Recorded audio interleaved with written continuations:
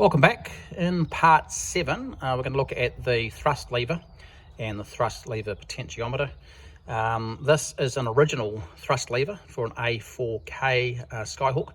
It's unique to that type of aircraft, and the first thing I had to do was establish whether there was a potentiometer in there, and by using this light we can shine it down into the gap and we can see down in the bottom there is the potentiometer.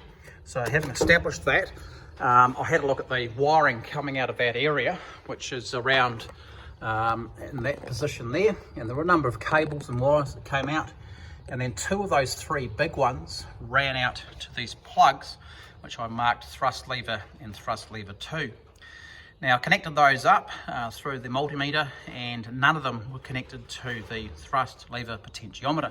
So I had to go back searching where that connection was, or where the wire was. And sitting behind this post here, I found a socket, and that is the one that is connected to the potentiometer. So I've run a couple of wires off there, through the breadboard there, and then on to the multimeter. So if I go back and pull the thrust lever forward, we'll see the resistance value change there. Through to a value of 4.54.